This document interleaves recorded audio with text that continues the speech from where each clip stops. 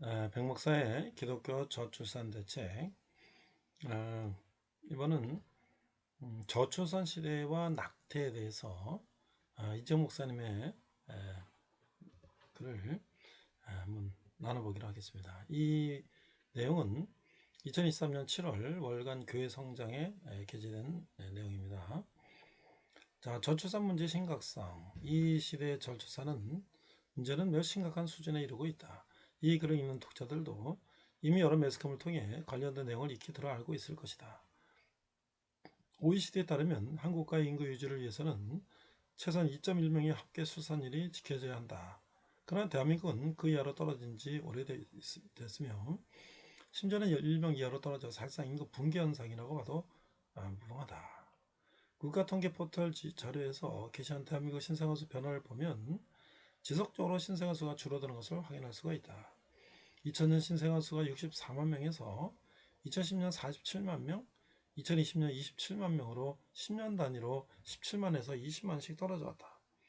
2023년 2월 20일 통계청은 정책 브리핑을 통해 2022년 출생아 수가 24만 9천 명으로 전년보다 11,500명이 줄어들어 4.4% 감소했다고 발표했다. 합계 출산율은 0.78명으로 전년도 0.82명에 비해서 0.03명 감소했음을 밝혔다.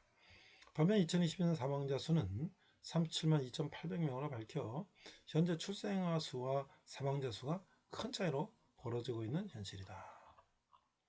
이런 상황을 놓고 국가 위기를 넘어 소멸 상황이라고 전문가들은 진단한다. 우크라이나 러시아 전쟁이 1년 3개월이나 지속되는 상황 가운데 러시아 정부와 인구 전문가들이 발등에 불이 떨어졌다. 젊은 남성들이 전장으로 떠났고 그곳에서 목숨을 많이 잃고 있기 때문에 러시아 인구 통계학자 알렉세이 락샤는 러시아에 군인이 없다는 건 남자가 없다는 뜻이다. 고로 아기도 없다라는 경고의 메시지를 남겼다. 러시아 전쟁 전까지 합계 출산율 1.5명, 러시아 국가통계청 자료에 따른 건데요. 유지하다가 올해 1.2명까지 떨어질 것으로 예측하고 있다. 러시아에서도 이런 상황을 심각히 여겨 출산율을 끌어올리기에 지난 해말 내각을 통해 2023년 말까지 출산율을 늘리는 방안을 마련하라고 지시한 것으로 알려졌다. 전쟁 중이라도 출산율이 1명 이상 유지되는 것은 보통이다. 그런데 대한민국은 전시 상황보다 더 최악의 길을 걷고 있는 것을 보면 보통 심각한 문제가 아님을 알 수가 있다. 저출산 문제와 다가올 교회 문제. 우리는 이런 저출산 문제가 단지 국가적 문제가 아님을 인식해야 한다. 영국 청교도 혁명 당시 국교회 장로파 젠트리들이 웨스트민스터 사원의 신학자들을 소집하여 장로의 신앙의 기본 틀을 정립하기 위하여 웨스트민스터 신앙 고백서를 만들었다. 이 문서는 현재까지도 전 세계 장로교회 신앙의 핵심 문서로 인정받고 있으며 이 땅에 있는 장로교회들이 신조로 삼고 있다. 웨스트민스터 신앙 고백의 제24장에는 결혼과 이혼에 대해서 다루는데 24장 2장 이하는 이렇게 말한다. 2항 본인은 남편과 아내가 서로 도우며 합법적인 자녀 생산을 통한 인류 증가와 그리고 권역한 자녀를 통한 교회의 증가를 위해서 그리고 성적 불교를 막기 위해서 하나님께서 제정하셨다. 자녀의 출산은 인류의 증가뿐 아니라 교회와도 밀접한 관련이 있다. 더욱이 말라기서 말하는 바와 같이 거룩한 자녀 세대를 통한 교회의 증가 즉 출산은 교회의 부흥과 관련이 있음을 말하고 있다. 우리는 이미 10년 전부터 예견된 인구 절벽을 경험하고 있다. 교회 다음 세대의 급격한 감소를 통해서 말이다. 필자가 20년 만에 찾아간 모교인 고등학교는 학생 수가 3분의 1로 줄었다. 중학교와 초등학교도 말할 것 없다. 앞으로는 초등학교 폐교 관련된 소식을 자주 듣게 될 것이다. 그리고 신생아 출산율의 급격한 하락은 교회의 다음 세대 감소에 더 큰 영향을 줄 것이다. 10년 안에 우리에게 지금보다 더 큰 타격으로 다가올 것을 예상하고 어떻게 준비해야 할지도 고민해야 할 때다. 한국교회가 지금부터 이 시기를 준비해야 하며 대비를 위한 구체적인 사안들도 검토해 볼 필요가 있다. 베이비부머 세대들의 은퇴가 시작되었고 그와 함께 교회 안 경제활동 인구가 줄어드는 것, 그에 따른 교회 재정 감소가 가속화될 것, 교회마다 세대교체 이후 원로 목사의 예우와 교회의 재정 건성 등 불편하지만 마주해야 할 과제들이 다가오고 있다. 앞으로 은퇴한 원로 목사들이 노년 생계가 위협을 받고 있다는 소식도 많이 듣게 될 것이다. 뿐만 아니라 저출산과 포스트 코로나 시대가 맞물리면서 교회가 하나로 합치는 통합 관련 문제들도 곧 다가올 것이다. 저출산 문제는 단순한 문제가 아니라 교환에도 이와 같은 많은 과제들을 던져주고 있다. 저출산 문제와 낙태 문제. 한국은 이렇게 급격히 인구가 감소하는 시대 속에 살고 있다. 이에 대해 여러 전문가는 다양한 원인 분석과 의견들을 내놓고 있다. 필자도 성과 관련되어 다음 세대 청소년들을 가르치는 분야에 10년 가까이 몸담고 있다. 교계는 성경적 성교회라는 이름으로 성경적 성개념과 가정, 교회, 하나님 나라를 연결시켜 메시지를 전하며 수많은 교회와 기독교 대안학교들과도 MOU를 맺어 교육하는 카도시 아카데미를 운영하고 있다.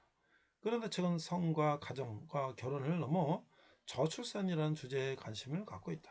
지난 4월에는 인천에 소화제한 주한장로교회에서 청년들을 대상으로 2주간 강의와 설교를 번갈아 가면서 성과 결혼과 가정과 하나님 나라 그리고 저출산 시대와 그리스도인이라는 주제로 세미나 및 설교를 했다. 당시 다뤘던 내용과는 달리 이번에는 여러 원인 중 낙태를 중점으로 이야기하고자 한다. 대한산부인과 의사회와 대한의사협회 의료정책연구소는 2017년 1월 24일 국회의원회관에서 불법 인공임신 중절 수술 논란에 대한 해결책은 이란 주제로 토론을 열고 국내 낙태 현황과 제도적 해결 방안을 논의한 바 있다. 산부인과 의사에 따르면 낙태는 태아의 생전이 가능한 발육 시기 이전에 자궁 내 태아를 인위적인 처치를 통해 모차내서 살해하거나 밖으로 배출시키는 행위를 말한다. 2005년 보건복지부가 전국 산부인과 의원 전문병원 종합병원의 의뢰 낙태 수술 실태를 조사한 결과 하루 1000명이 수술을 하는 것으로 조사됐으며 산부인과 의사는 낙태 수술이 실제로는 이보다 많은 하루 평균 3000명이 받는 것으로 추정했다. 하루 평균 1000건씩 360여일로 계산하면 36만 5천 건의 낙태가 이루어진다는 것이다. 산부인과 의사가 주장하는 실제적인 평균 낙태 수술로 계산하면 109만 5천 건에 달한다. 국가통계 포털 자료에 따르면 2005년 태어난 신생아 수는 43만 9천 명이었다. 당시 하루 1,000명의 태아가 낙태된 것으로 계산했을 때 엄마의 뱃속에서 죽은 아이는 신생아 수를 기준으로 83.1%로 놀라운 수치이며 본래 2005년도에 태어났어야 하는 아이들의 45.3%가 태어나지 못하고 낙태로 죽은 것이다. 이것은 산부인과 의사에서 추정한 수치로 계산하면 더욱 충격적이다. 2017년 한 해 태어난 신생아 수는 35만 7,771명이다. 109만 5천 건의 낙태 수술이 있었다고 가정해보면 그의 임신된 태아의 24.6%, 즉 4분의 1 정도만 신생아로 세상의 빛을 본 것이다. 나머지 44분의 3은 빛을 보지 못했다는 것이다. 이는 실은 심각한 수치라고 할 수가 있다. 이 같은 이유로 한국생명운동의 최대 연합단체인 행동하는 프로라이프에서는 낙태만 줄여도 저출산을 극복할 수 있다는 말까지 나오고 있는 상황이다. 대한민국이 2014년 이전부터 OECD 국가 중 인구 대비 낙태율 1위라는 오명을 지금까지 유지하고 있다. 그뿐 아니라 대한민국은 과거 산하 제한 정책으로 인해 국가적 차원에서 이미 이 땅에서 무고한 피를 흘려온 바 있다. 산하 제한 정책 당시에는 아기를 지우다, 아기를 뗀다는 식의 표현들도 쉽게 사용되었다. 그러나 교회는 그 일에 강력한 저항 대신 국가정책에 순응하는 모습을 취했다. 결국 교회 안에서도 수많은 낙태 경험자들을 방임했다. 그 당시 국가의 정책적 제한과 개인적인 삶의 만족, 안녕과 풍요한 요구가 잘 맞물렸다. 그래서 이런 반생명적인 정책들을 핑계삼아 그 길에 편승했는지 모른다. 보건복지부 한국보건사회연구원이 2020년 낙태 실태 조사를 하였다. 8,500명을 대상으로 했는데 가장 많은 낙태한 여성들은 20대 여성들이었으며 평균 연령은 27세였다. OECD에서 한국 여성의 첫 출산 평균 연령을 32세로 집계했으며 국내에서 조사하는 평균 초혼 연령 중 여성은 31.3세였다. 20대 미혼 여성들이 가장 많은 낙태를 하고 있음을 알 수가 있다. 뒤를 이어 기혼 여성이 있었으며 미혼 여성과는 10% 정도 차이를 보였다. 가장 많은 수는 혼외에서 일어난 낙태였으며 가정을 꾸리고 있는 여성들도 꽤 낙태를 하고 있는 것으로 조사됐다. 낙태를 선택한 이유는 학업, 직장 등 사회활동에 지장이 있을 것 같아서 경제 상태성 양육이 힘들어서 고용 불안정, 소득이 적어서 등 자녀 교육 때문에 자녀를 원치 않아서 터울 조절 등 각각 35.5%, 34.0%, 29.0%로 복수답으로 높게 나타났다. 자, 반성격적 가치관의 문제. 이렇게까지 낙태율이 높은 것에 대해 여러 가지 원인을 짚어갈 수 있으나 그중 가장 중요한 핵심은 가치관에 관한 것이다. 현재 거쳐는 건전한 가치관을 흔드는 이론 중 하나가 바로 급진적 여성 우월주의, 급진 페미니즘과 성경에서 말하는 말세에 하나님 사랑하는 것보다 자신을 더 사랑합니다. 먼저 페미니즘 관련된 얘기부터 해보자. 기본적으로 급진 페미니즘은 전략적으로 초중고등학교인 공교육 현장에 침투했다. 그 같은 사상을 여성 인권이라는 이름으로 알게 모르게 가르치고 있는 상황이다. 학생들이 보는 교과에서도 페미니즘의 사상적 내용이 깊이 뿌리내리고 있으며 초등학교 때부터 학생들이 보는 교내 문고에도 그러한 책들이 다량 비치되어 있다. 그 내용들을 보면 충격적이게도 태아는 생명이 아닌 세포로 가르치고 있으며 더 이상 여성의 자궁이 아닌 포궁으로 가르치고 있는 현실이다. 또한 초등학생들이 보는 여성 인권이나 성 관련된 도서에는 여성 인권 척도를 낙태의 자유로운 유무로 가르치고 있다. 초등학교 때부터 그 같은 영향을 받으면 초기 청소년들은 자연스럽게 낙태라는 것을 알게 되며 태아는 생명이 아닌 세포에 불과하다는 인식을 갖기 충분하다. 여성의 권리로서 성적 자기 결정권과 낙태를 주장하게 된다. 실제로 필자는 신학대학원에서 목회학 석사를 마친 후 서울 흑석동에 있는 C대학교 대학원에서 아동 청소년 학을 공부했다. 해당 전공에 대한 학부 지식 보충을 위해 학교 정책으로 사회복지학과에 내려가 수업을 들을 기회가 있었다. 어느 수업 중 담당 여고스님이 낙태 문제를 언급하였다. 찬반 토론을 하자고 했으나 21세 22대 여학생 21명으로 구성된 강의실에선 반대자가 단 한 명도 없었다. 대학원생이나 참가만 하던 중 반대 입장에 손을 들어 표시했다. 반대에 관련한 의학적, 법적, 윤리적 사실을 나열하며 태아 생명을 변론했다. 그러나 여대생 모두는 만장일치로 여성의 권리로서 낙태를 주장했다. 그 중에는 분명 크리스찬도 있을 것이라 생각되었지만 어느 누구도 용기 있게 그것은 아니라고 발언한 학생은 없었다. 적어도 그 중에는 마지가 있을 것이다. 어렸을 적 동생을 임신한 어머니를 보면서 뱃속에 있는 태아가 자신의 동생이라고 생각해 본 적이 있을지도 모른다. 그리고 태아가 생명이라는 직관적 교육을 경험한 바 있다. 하지만 반성경적 이론이 이렇게 사고를 뒤바꿔 버린다. 오늘날 페미니즘 관련된 도서들은 오프라인 서점에서도 너무 쉽게 찾아볼 수 있다. 그 도서들에서 말하는 내용도 크게 다르지 않다. 여성이 권리로 뱃속에 있는 아기들의 생명을 취하는 것을 당연한 것으로 여겼으며 그러한 풍조는 책을 넘어 학생들이 있는 교실 안에도 심지어 교회 안에서 점차 깊은 뿌리를 내려가는 중이다. 그 다음이 자기를 사랑합니다. 디모데후서 3장 1절에서 4절은 이렇게 말한다. 너희는 이것을 알라. 말세에 고통하는 때가 이르러 사람들이 자기를 사랑하며 돈을 사랑하며 자랑하며 교만하며 비방하며 부모를 거역하며 감사하지 아니하며 거룩하지 아니하며 무정하며 원통함을 풀지 아니하며 모함하며 절제하지 못하며 사나우며 선한 것을 좋아하지 아니하며 배신하며 조급하며 자만하며 쾌락을 사랑하기를 하나님 사랑하는 것보다 더하며. 이 시대 특히 MZ세대 가운데 나타난 뚜렷한 특징 중 하나는 나르시시즘, 자기 자신을 사랑하는 일이다. 낙태를 선택한 이유는 이들은 자신의 학업, 직장 등 사회활동에 지장이 있을 것 같아서를 가장 큰 이유로 뽑았다. 자신 활동에 방해가 된다면 태중의 생명이라도 자신을 위해 희생시킬 수 있다는 것이다. 경제 상태상 양육이 힘들어서 고용 불안정, 소득이 적어서 등이라고 응답한 경우도 사실은 비슷한 이유다. 이 경제 상태람이 상당히 주관적인 요소가 강하다. 실제로 중산층의 삶을 살고 있어도 출산으로 인해 그 삶을 유지하기가 힘들다고 판단하거나 자신의 여가 생활부터 시작해서 재정적으로 자신을 위해서 들어간 돈이 적어진다고 계산되면 낙태를 선택한다. 또 자녀의 계획 때문에 자녀를 원치 않아서 터울주도 등이라고 그 다음 이유를 들었다. 자녀를 원치 않아서 뱃속에 이미 생긴 자녀를 없앨 수 있고 터울을 조절하기 위해 자녀의 동생을 자신의 손으로 없앤다는 것이다. 참 놀랍고 한편으로 잔인하다고 할 수가 있다. 그러나 이와 같은 것들은 고대 근동에도 이미 존재했던 것이다. 열왕기하 3장 26, 27절에 보면 모압 왕이 자신의 맏아들 데려와 전쟁에서의 승리를 위해 인신 제사를 드리는 장면이 나온다. 이는 자신과 나라의 안녕과 평안, 승리와 성공을 위해 취한 끔찍한 행동이다.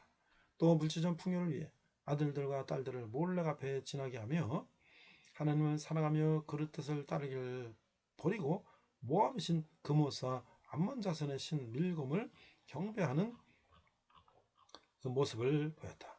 형태만 달라졌을 뿐 여전히 자기의 안녕과 만족, 물질적 번영과 성공을 누리기 위해 뱃속에 있는 자녀를 희생시키는 것은 예나 오늘이나 같은 모양새를 취하고 있다. 태아도 하나님의 형상. 성경에서는 태아도 하나님의 형상에 따라 지음받은 사람인 것을 여러 구절을 통해서 증언하고 있다. 예레미야 1장 5절에 내가 너를 모태에 짓기 전에 너를 알았고 내가 배에서 나오기 전에 너를 성별하였고 라고 말한다. 또 시편 139편 13절에서 16절은 주께서 내 내장을 지으시며 나의 모태에서 나를 만드셨나이다. 내가 주께 감사함은 나를 지심이 심히 기염하심이라 주께서 하신 일이 기함을 내 영혼이 잘 아나이다. 내가 은밀한 데서 짐을 받고 땅의 깊은 곳에서 기이하게 짐을 받은 때에 나의 형체가 주의 앞에 숨겨지지 못하였나이다. 내 형질이 이르기 전에 주의 눈이 보셨으며 나를 위하여 정한 날이 하루도 되기 전에 주의 책이 다 기록되었나이다 라고 고백한다. 시편 71편 6절은 내가 모태에서부터 주를 의지하였으며 나의 어머니의 배에서부터 주께서 나를 택하셨사오니 나는 항상 주를 찬송하리다. 이 밖에도 태중의 세례요한을 품고 있던 엘리사벳이 마리아의 방문을 받았을 때 복중에서 아이가 뛰노는 지라라고 말한다. 여기서의 아이는 breathless, infant, baby, 아기를 말하는데 성경은 더 많은 구절들을 통해 태아도 어린아이 같은 생명이며 하나님의 형상에 따라 지음받은 존재임을 증거한다. 그러니까 세례요한의 어머니가 이제 배에서 이제 복중에서 뛰논다라고 하는데 그 아이가 뛰논다는 것을 베이비라고 했다는 거예요. 이 태아를 애기라고 얘기했다는 거죠. 이 시대 히브리 산파들 출애굽 1장을 보면 애굽에서는 요셉을 알지 못하는 새 왕이 일어나 애굽을 다스리기 시작했다고 말한다. 그 왕은 이스라엘 자손들이 강함으로 두려워하여 특단의 조치를 내리게 된다. 바로 이스라엘을 학대하는 것이다. 바로는 그들에게 많은 짐을 지우고 괴롭게 하면 이스라엘이 생육하고 번성하는 것을 막을 수 있으리라 생각했던 것 같다. 하지만 이스라엘 백성들은 학대를 받을수록 더욱 번성하였다. 이번엔 극단적 조치를 내렸다. 히브리 산파들이 히브리 여인을 위하여 해산을 도울 때 그 자녀를 살펴 아들이거든 죽이고 딸이거든 살려두라는 것이었다. 그러나 산파들은 하나님을 두려워하여 애굽왕의 명령을 어기고 남자아이들을 살렸다. 이것이 지금 이 시대의 교회들에게 요구되는 사명이다 라고 생각된다. 하나님을 두려워하여 오늘도 무참히 죽어가는 태아들을 살리는 일이 바로 그것이다. 지금까지 살펴본 것 같이 대한민국에서는 현재 태어난 아기들보다 빛도 보기 전에 사라져버리는 아이들이 훨씬 많은 상황이다. 이 세상의 공중것을 잡은 자는 개인의 풍요, 안녕, 성공, 삶의 질 등 여러 이름으로 사람들을 위협하며 뱃속에 있는 태아를 그모스 몰래 밀고명에 바치라고 요구하고 있다. 하나님께서 복으로서 말씀하신 생육하고 번성하는 일은 오늘날도 여전히 유효하나 어둠의 권선이 저러 극단적으로 방해하고 있다. 미드를 통해 하나님의 형상으로 세우신 결혼 제도와 하나님의 형상인 가정을 세우는 일, 그리고 하나님의 형상을 키워내는 임신과 출산을 더 이상 보게 하는 저주로 인식하게 만들어버렸다. 이러한 시대 가운데 우리는 특히 당장에 죽어가는 태아를 기억하고 우리가 할 수 있는 선에서 무엇을 해야 할지 고민하고 실천해야 한다. 해외 선교도 좋고 다음 세대를 살리기 위한 전도를 구성해보는 것도 다음 세대를 세우기에 건전한 프로그램을 도입하는 것도 좋다. 하지만 지금 당장 죽어가는 생명을 살리는 일은 위의 나이란 어떤 것에도 미루지 않을 만큼 긴박하고 중요한 사안이다. 반생명 문화 가운데 생명교육으로 교회는 이런 세대 가운데 하나님이 원하시는 기뻐하시는 뜻이 무엇인지 분별하도록 다음 세대를 가르쳐야 한다. 에베소서 5장 15절에 16, 17절을 보면 이 시대에 가장 중요하게 가르쳐야 할 것이 바로 가정이다. 바로 여기 최소단위 교회인 가정에서 하나님께서 주신 생명의 신비가 무엇인지를 가르쳐야 하는 것이다. 그리고 교회는 이에 대해 말씀을 통해 태아가 하나님의 형상임을 가르쳐야 한다. 내 성교와 추구하는 영혼들을 위한 기타 선한 사업뿐만 아니라 미혼모 관련 사역과 입양 관련 사역 등 교회가 할 일들이 많다. 특히 반생명 문화가 창궐한 이 시점에서 어떻게 그리스도 안에 있는 생명 문화를 일으킬지 고민해야 된다. 마지막으로 이 모든 것의 바탕이 될 성경적 가치관으로 다음 세대를 무장시켜야 하며 하나님께서 주신 거룩한 성을 하나님께 영광이 되는 방식으로 가정과 교회에서 다음 세대를 교육해야 한다. 이러한 교육은 실상 다음 세대를 넘어 다음 세대를 양육하고 있는 부모 세대들에게도 필요하다고 본다.